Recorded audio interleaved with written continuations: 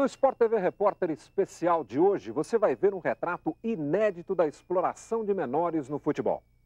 Durante 3 meses, os repórteres Guilherme Roseguini e Lúcio de Castro investigaram os subterrâneos da bola. O resultado é impressionante. O tráfico humano de meninos entre África e Europa. No Brasil, crianças afastadas de casa, da família e dos estudos. O horror da pedofilia. E pela primeira vez vamos conhecer as novas formas de enriquecimento através do futebol. As granjas humanas, os criadouros da bola. No primeiro bloco, o tráfico de gente sob a sombra do futebol. África, Europa, América do Sul. No centro da tormenta, as crianças.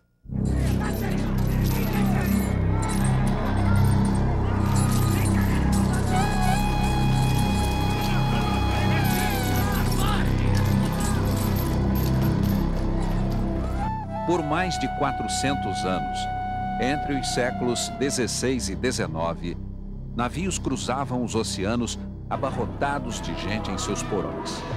Gente para ser consumida, gente para ser vendida.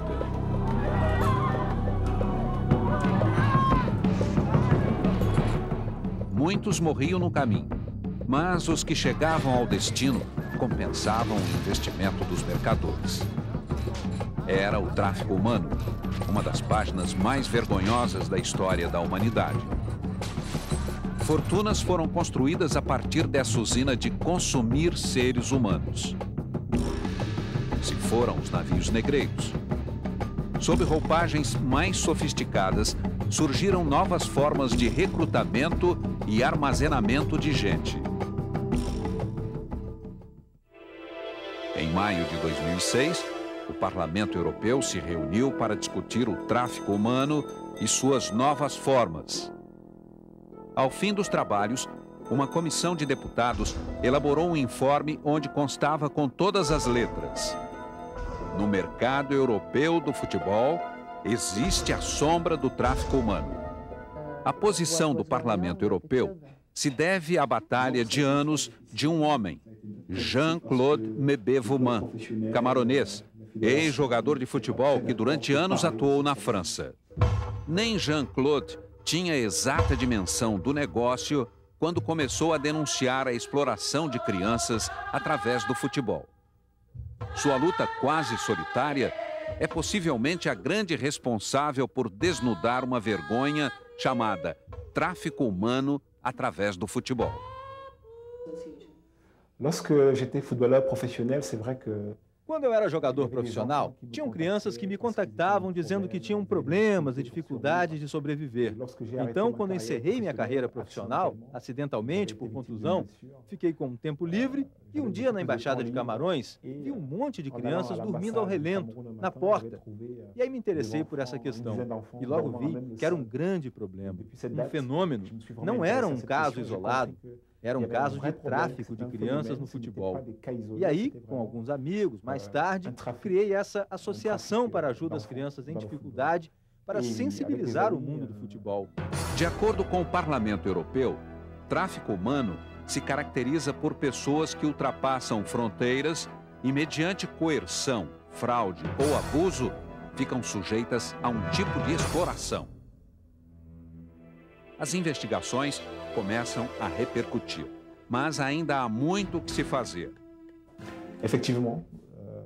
O fundamental de nossa ação é explicar sobre as dificuldades das crianças que partem a 5.000 quilômetros de distância dos seus países e que se encontram na Europa, sozinhos, com frio, sem documentos, na rua. As pessoas, pouco a pouco, estão se conscientizando de que há um problema. E o sinal mais encorajador para a gente é o voto do Parlamento Europeu a respeito das denúncias que condenam o tráfico e a exploração das crianças no futebol. Anualmente, a Embaixada da França, na República de Camarões, recebe aproximadamente 850 pedidos de vistos para imigração de meninos abaixo de 18 anos com a justificativa do futebol. A lei que regulamenta a questão no mundo do futebol não constrange essa ação. Nos últimos anos, alguns agentes e empresários se especializaram em burlar essa lei. Impunes, sem serem alcançados pelo efetivo cumprimento da lei, seguem armazenando meninos para se transformarem em mercadoria. Por ação ou omissão de uns e de outros, o tráfico cresce. Todo mundo é um pouco responsável da situação atual. Todo mundo é um pouco responsável pela situação atual. O principal, não vamos acusar esse ou aquele.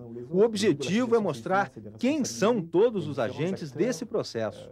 Os agentes de jogadores que trabalham na África e recrutam esses meninos. Do outro lado, os clubes profissionais que acolhem esses jogadores sem saber de onde vêm, porque os clubes não se interessam de onde vêm os meninos, seus percursos, não perguntam se são bem tratados por esses agentes. Será que estão tendo consciência do que estão fazendo? Do outro lado, você tem as famílias, que têm muito desejo que os filhos vençam na Europa e acham que só o fato de estarem indo jogar na Europa já representa sucesso. Essas famílias estão em dificuldade porque não têm a verdadeira informação. O que é preciso para virar profissional de sucesso? Que medidas tem que tomar? A quem confiar meu filho para que ele vire profissional? Ou seja, são vários responsáveis, mas a responsabilidade maior é do mundo do futebol, das instituições do futebol, que são omissas em relação ao assunto. Assim como nos navios negreiros, muitos não se tornam jogadores e ficam pelo caminho, sem qualquer ajuda. Mas, como no passado, os que chegam ao destino acabam compensando o gasto dos mercadores. O destino dos demais pouco importa. As crianças são tratadas como mercadorias. A África não está só no papel de provedora de meninos para os grandes centros. Na América do Sul, os empresários seguem garimpando garotos e desembarcando com eles no primeiro mundo. Muitas vezes, com os meninos a tiracolo, percorrem vários clubes oferecendo a mercadoria.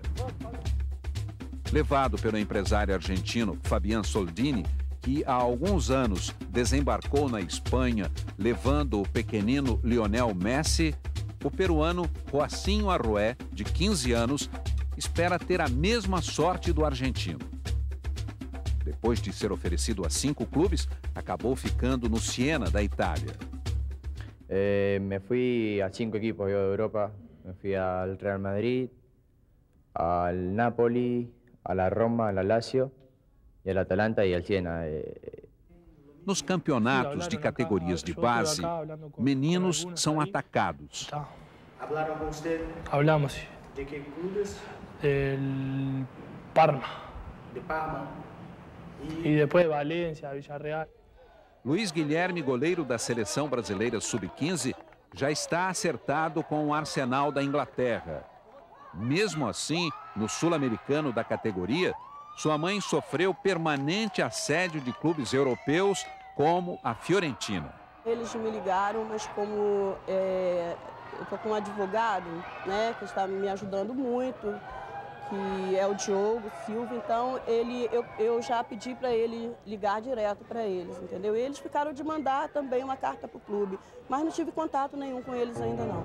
Com anos de experiência, trabalhando com meninos no futebol, Gabriel Gutierrez, psicólogo das seleções de base uruguaias, vê o quadro com extrema preocupação. Menos de 1% dos futbolistas ou aspirantes a jogadores profissionais. Menos de 1% chegam a profissionais. Seria muito irresponsável estimular que o futebol é a salvação, quando a estatística marca que 99% não irão se salvar. Creio que as instituições esportivas têm que divulgar essas cifras, que são duras, e estabelecer políticas nas quais quem está participando do processo esportivo não abandone os estudos, que consolidem sua personalidade. É tarefa dos adultos, porque em algum momento os prejudicados serão esses 99%, que em algum momento vão reclamar. Por que não me disseram que esse caminho não era seguro? Me disseram tantas vezes que ia chegar, e tem 12, 14, 15 anos. E há adultos que com pouca responsabilidade estimulam, e depois quando esse menino ou adulto está só, não vê ninguém ao redor, para dizer que agora tem 20, 25, 30 anos e o futebol te disse que não. e estar só na vida. Y está solo en la vida. Exigir o estudo como plano A ou B, como atividade fundamental como o futebol, porque as cifras são muito duras. Las cifras son demasiado duras. No próximo bloco, você vai ver e conhecer o novo negócio do futebol, os criadouros da bola. Crianças mantidas longe de casa e da família, muitas vezes sem estudar, são a aposta de empresários para obter lucro. O que menos importa aqui é quem vai ficar pelo caminho.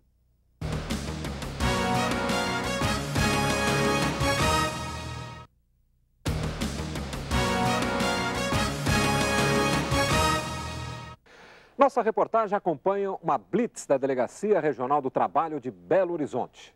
Você vai conhecer as condições de alojamento de menores de idade mantidos longe de casa e da família.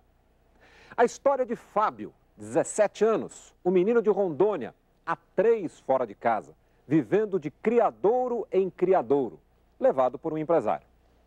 Em um negócio tão rentável e onde o destino de meninos é muitas vezes a menor preocupação, é natural que novas formas de garimpo de talentos sejam inventadas a todo momento.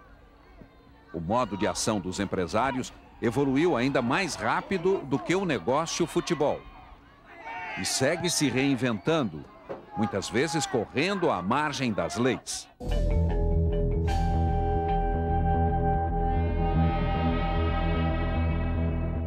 O primeiro registro da ação de empresários de futebol na imprensa brasileira é de 1963. Com o tempo, a ação dos empresários passou a ser uma corrida em direção à descoberta de talentos cada vez mais jovens nos clubes e seleções. Mas até isso já é coisa do passado.